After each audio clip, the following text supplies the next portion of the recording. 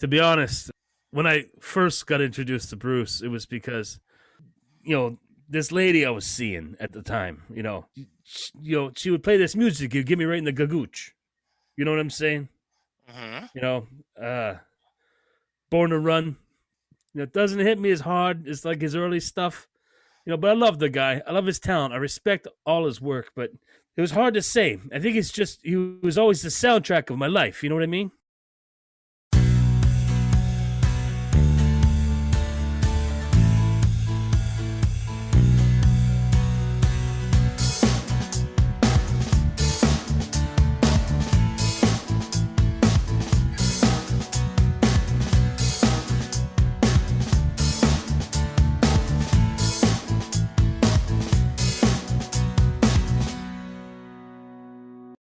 Hello, everyone. Welcome to Set Listing Bruce, your podcast all about Bruce Springsteen, his music, and mostly his fans. I am your host, Jesse Jackson, and joining me today is my new friend I've met on the internet, Vinny Alfonso. Welcome to the show. Hey, it's great to be here with you. And like, listen, it's Vincenzo, but that's no big deal. I'm happy to be here. Happy to talk about the boss. You Well, know, I am so glad you're here. We met via Twitter and we talked a little bit, and it seems like you're a passionate fan. oh, nobody is more passionate than me. Seriously.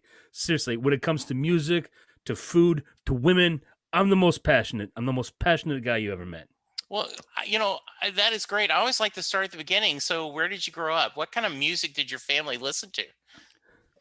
Listen, I grew up in a hardworking family, and we grew up, listening. My mom was into Little Richard, but I like the sounds of the American working man, right? Yeah. Like the people like my pops, and the boss, you know, he embodied all of that. What's your pops do for a living? He was a bus driver. Uh, And he worked the night shift. oh, wow. Yeah. Yeah. So I'm sure that he must love a lot of the. Oh, yes, I see you're crossing yourself. He must be moved on. Rest Yeah, his soul. God rest his soul. Listen, pops. I know you're looking down and you're proud of me today, and because I turned out great. I turned Yeah. out fantastic. Well, I am glad to hear that. I thank you for letting me call you Vinny. So I guess him driving nights, right? You'd see him during the day. Was it the classics? Was it Sinatra? Was it Bennett? Did you hear? Did Oh, you a little bit of opera when you were growing up? Tony Bennett, just the taste of it on my ears. You know, I wasn't so much a Sinatra guy. I always thought he had a bit of an attitude, but Tony Bennett, that was a real man. Yeah, I can imagine. Well, so let's talk about, like, when did you discover Bruce, and can you talk about why his music kind of spoke to you? Oh well, to be honest, when I first got introduced to Bruce, it was because this lady I was seeing at the time. She would play this music, it'd get me right in the gagooch. You know what I'm saying? Hmm. You know, Born to Run. It doesn't hit me as hard as like his early stuff. But I love the guy. I love his talent. I respect all his work, but it was hard to say. I think it's just he was always the soundtrack of my life. You know what I mean? Yeah, I know. I hear that from a lot of fans, especially longtime fans. And it sounds like you and I are similar to age. You kind of found him. I assume you found him in the middle '70s, right? Like when he first started putting out albums. I assume, like, well, where did you grow up in the East Coast? I know you mentioned the East Coast. Well, see, I grew up in Philly, but then we moved to upstate New York. You Okay. know, like as I was older, like Syracuse, Rochester area. Yeah. And so Bruce is just there for you. It is something about his music. It's something about his music. It's not one thing. To say that you could just have one thing about Bruce Springsteen that stands out that makes you like him, it means you're not really a Bruce fan. You're not really a Bruce Springsteen fan. Yeah. Because he's just, in your mind, he's everything. He's everything, right? He's the full gajouche. Oh, okay. Very nice. Yeah. Um, So I always like to preface this. The amount of times you've seen Bruce is not a fair barometer of how big of a fan you are. But Vinny, have you obviously you've seen him live. Do you have a count of how many times? Listen, I've been blessed. I've been truly, truly blessed. I've always been a hard worker, you know, just like Bruce. So I've always been able to afford, and treat those I love, right? So I'd say if I was to put a number on it, we're talking hundreds. Okay. We're talking hundreds. hmm Do you do you I don't want to have? brag. I don't want to brag though, because No, I you know understand. what I'm saying. But Right. like hundreds, Okay. Uh, upper level hundreds. yeah. Okay. Yeah, Okay.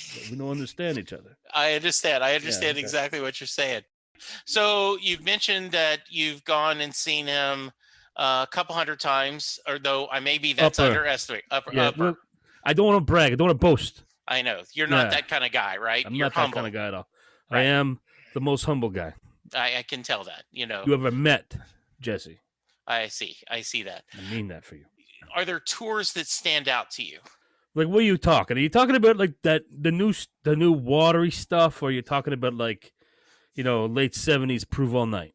Because It, that was the only tour where you got peak Bruce Springsteen, like the most Bruce you could possibly get. that's a lot of old time fans, and I don't mean to call you old, but let's say classic fans, right? It's okay. I age very young. It's okay. Yes, I have the wisdom of an old man. that there are people that believe that Bruce peaked in during that time period. Yeah. That, you know what? We all peak at a certain time. I've yet to peak, but Bruce, he shot all that brilliance out at once. Yeah, He's still brilliant, but like, the heyday, the E Street Band. yeah. Forget So about it. so Vinny, one of the things that often happens in fandom is you find someone you love, right? And then the world finds out, and you kind of, as you talked about, I hate to use that word though you did, watered down. So, like, what were your feelings when Born in the USA comes out, and all of a sudden everyone in the world is talking about, oh, Bruce Springsteen, Bruce Springsteen? You know what? On one hand, I'm gratified that other people that they had to make that they made a product. So I'm glad that they're all Bruce Springsteen fans, and he's the master's getting what's due to him, right? Yeah. But like, not everybody likes spicy food, right? Sometimes you Okay. have to Yeah. make things bland Yeah. in order for them to eat hmm your food. hmm He just had to make something bland for people to gobble up. It's a good gobble. Like, listen, if I'm going for burgers, I'm gonna go to McDonald's. I'm not gonna go to like some Burger King. So, like, in other words, you're saying that Born in the USA is like a basic plate of gravy, right? It's really good apple pie. Okay. It's apple pie. Okay. It's America, baby, right? Yeah. It's America. It's apple pie, but it ain't amazing, right? Because apple pie can only ever be just apple pie. Yeah. It isn't tiramisu. It Right. isn't a cannoli. That's right. That's right. You got it. Okay. All right. Very good. One of the things I'm always interested in, because you've been a fans for long, ton of love happens, and then he decides to take a break from the E Street Band. And so then for like 10 years, he with that other band, he did Lucky Town, Human Touch. I mean, as a fan, what were you feeling? Well, I almost wasn't a fan. Oh, really? Almost wasn't a fan. Listen, $2 million ain't enough. Where would he be without that E Street Band? Who's this friggin' Max Weinberg? He plays drums for Conan after, right? Yeah. This is craziness. $2 million while he makes gazillions of dollars afterwards, skating on the reputation that they built for him. It's cold. That's cold. So Jesse. what I hear you saying, right, is that It- bonds, like was almost, It was right? a tarnish. It was a tarnish. Yeah. And that we have that family blood ties, and then when you turn yourself on family, it must have hurt you. Well, everybody's family does something that pisses them off sometimes, right? Right. Right. Everybody. You know, the people that hurt you the most are your family, Absolutely. Yes. right? If you know, if it didn't hurt, they wouldn't be family. I don't know. I guess you could say I got conflicted feelings about it and stuff. Yeah. When you heard that they were getting back together and going to tour, were you happy? Were you a little bitter? Like, oh, finally you coming back? You talk to me a little about your emotions there, Vinny. So I was very excited. Okay, here's the thing: how could you not be excited about this? Like, you would be an idiot if you could not be excited about the E Street Band again. But like, come on, like they're not the same. Like Yeah. they're a little older. Yeah. Maybe the music is. I don't know if the music is worse. It's just different. Yeah. Right? Now, you talked about that in a lot of ways you feel like he peaked at Darkness on the Edge of Town. So like when Western Stars come out, which is kind of that country album, or Letter to You, which is the brand new album, Yeah. your first thoughts on those. Well, at this point, at his age, Yeah. we don't need to be like 70 years old. You know, we're not looking for an experimental artist at this point, Right. right? Remember when Garth Brooks was Chris Gaines for a bit, and then everybody stopped talking about it, Yes. right? We don't need that sort of lane, right? He's not like U2 making like the Zoo Station album.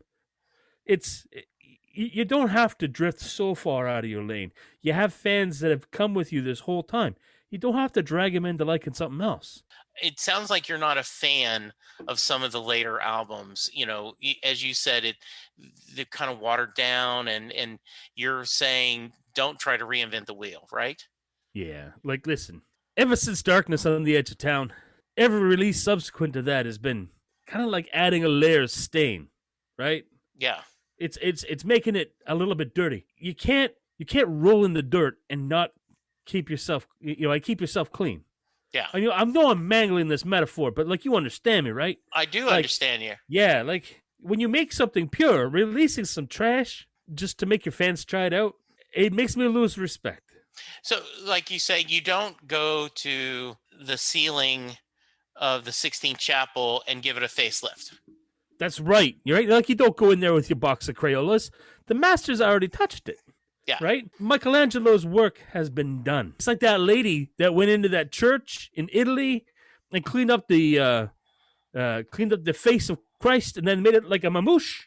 Yes. Like a circle, like a pie plate with the you know what I mean? I do. Like a I 4-year-old drew that. Vinny, I almost hate to ask you this. Like, okay, were you happy when he did the Super Bowl a few years ago? Of course I'm happy, right? Like even the worst Springsteen is better than the best of everything else. Yeah, I get that. So of course I'm happy. It's like I said. I wanted something more with more edge to it, but I understand that sometimes you got to get paid. Yeah. And our brother was getting paid that day. What do you think of the Jeep commercial? Listen, it's hard to buy Bruce Springsteen as a Jeep guy, right? Okay. Yes. Like, come on. Like, would you Jeep around Jersey? Well, supposedly he owns a Jeep, Vinny. Yeah. Yeah, I know. It's like that guy. It's like that guy that goes to a Harley dealership and buys all the gazooges, right? Yes. And dangles off. But he's no biker. Oh, that's your thought, huh? You don't think Bruce is this? Inauthentic. Oh, You think that guy? He probably does use 4-wheel drive, but he probably does it when the pavement's a little wet. Wow. You know what I'm saying? Yeah. That's shocking, man. Well, the guy's been rich the guy's been rich almost as long as I've been alive. Yeah, that's right. No, I think that's a fair thought.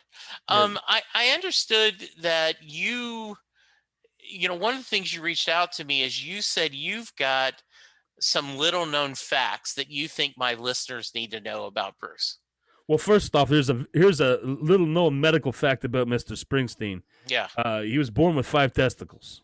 What? He was born with 5 testicles. Now, nobody knows today if he still has all 5 testicles.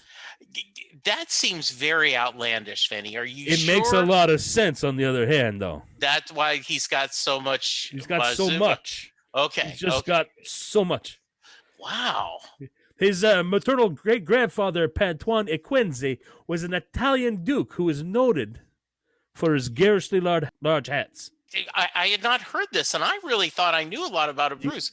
But you gotta big dig deep. hats? Okay, yeah, okay. They were large. They were huge. I'm telling you, Jesse. They're huge hats. Very big. Well, I Like, know it was like a nobility sign. It was like, I'm the grand man, in the Italian court. Well, I do notice that Bruce loves to wear cowboy hats. Right? So maybe that's that's from his genes. Hey, here's a little known fact. Everybody knows the fact that, like, he got drunk one day and decided like to hop the fence at Graceland, Yes. and he got the boot. Right. Yes. Famous. Yeah, but story. he's been doing this for years. Like, and he actually broke on Graceland grounds like 7 times. No. Okay. I'm sure. How did this not get reported? So, because in 2013 he settled with the estate after returning a solid gold bidet, which was the matching bidet to the toilet that Elvis died on. Now you're saying that Bruce Springsteen Yeah. broke into Graceland and stole a solid gold bidet. Oh yeah, because like it was a big joke. He's like, I'm rich. I'm Bruce Springsteen. I can get away with anything. Like, yeah, they caught him when he was young, but like he's like, you're not gonna keep me away from this. Wow, I did not know that about. Yeah, they keep it out of the. So like, this is before the internet, right? Yeah, that's true. That's before true. the internet, our celebrities can get away with. Yeah, absolutely. Yeah, not now.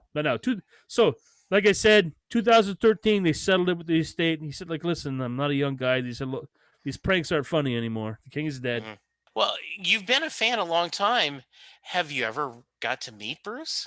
I had a chance. To meet Bruce. Okay. I had a chance. But there was a little boy, and he had crutches, see? Okay.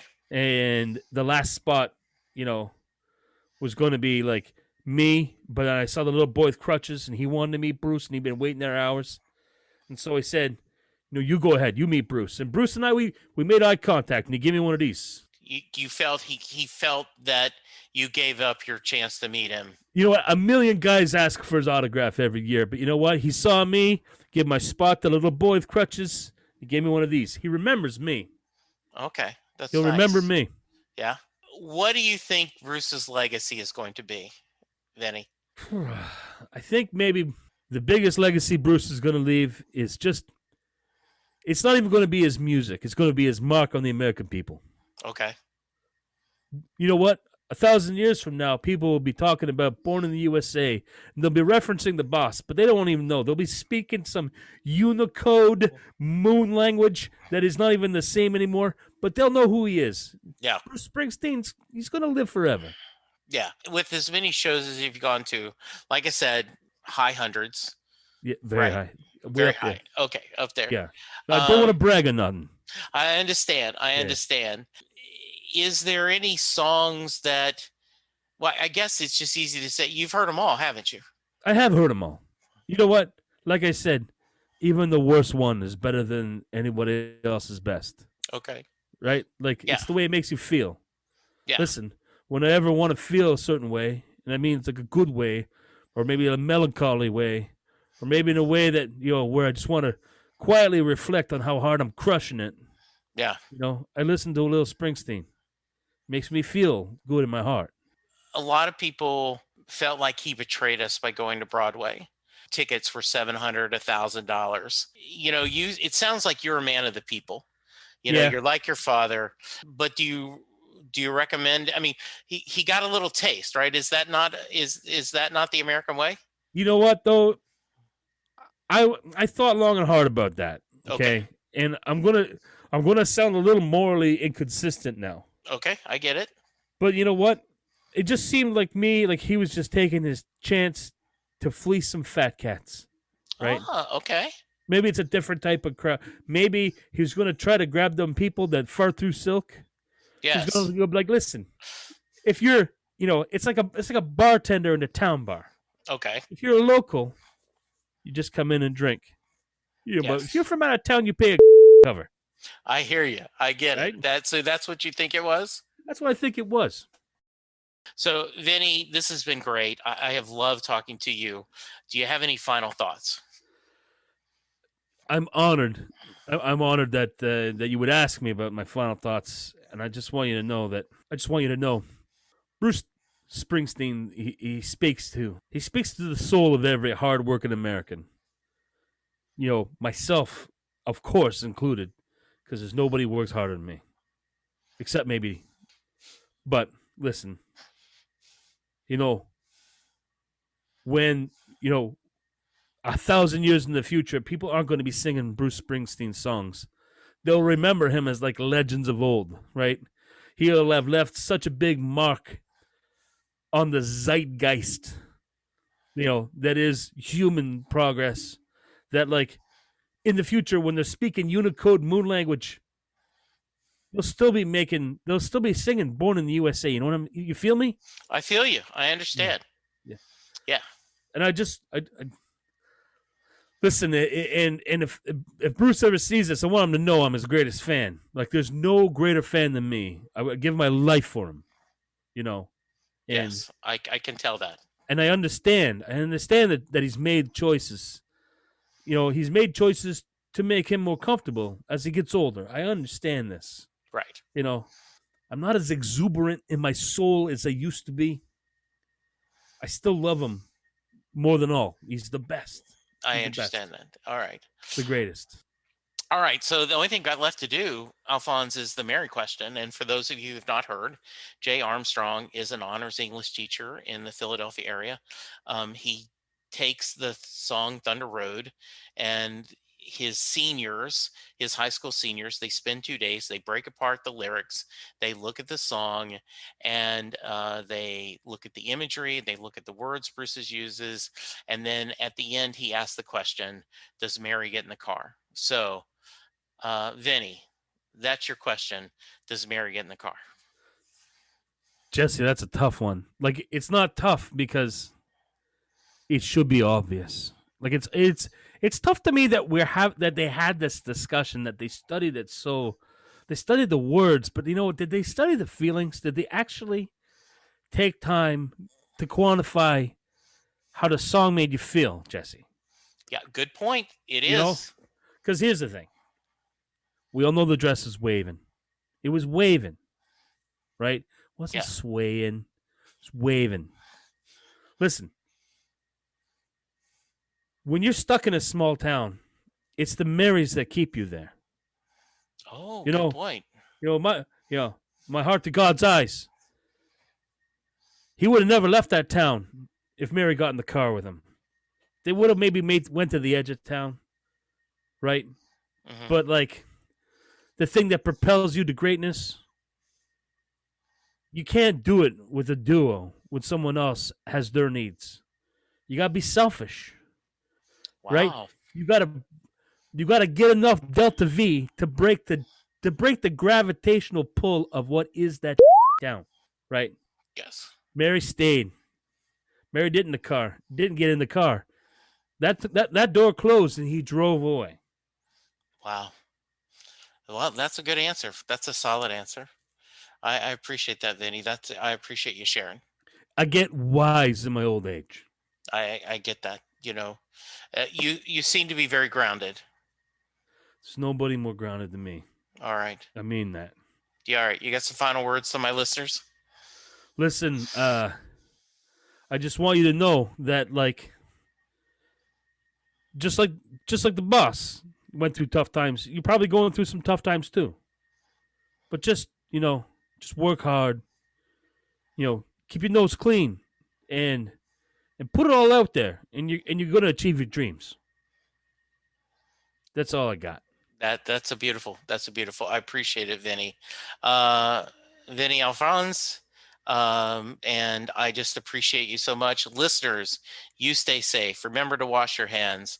Remember to social distance. Remember to wear an effing mask. Wear a mask. And take care of yourselves, and we'll talk to you soon. Thank you to my patrons who help support the show. It is greatly appreciated.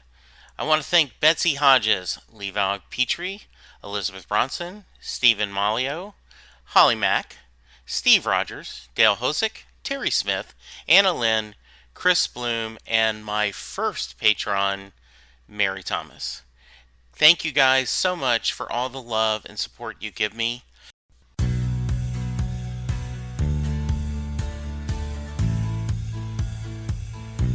You just heard the fun talking, hard rocking, music loving, album ranking, fan thinking, joy spreading, lyric reading, story sharing podcast that is the one, the only, Set Listing Bruce. Set Listing Bruce is part of the Southgate Media podcast group. The theme for Set Listing Bruce was written by David Rosen, used by permission.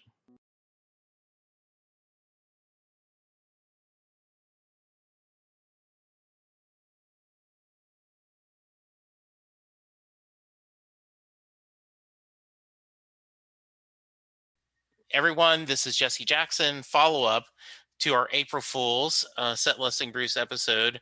My good friend Michael jumped on to join me and was our obnoxious Springsteen fan. Michael, welcome to the show. How are you doing, my friend? I'm doing great. Thanks so much. This is a blast. I had a lot of fun. We did. So first off, tell them about your podcast, my friend. Oh, so you know what? I run my podcast started as just an avenue for people to work with me on my comedy material. Right. It turned out that what I really like to do is to have conversations with cool people.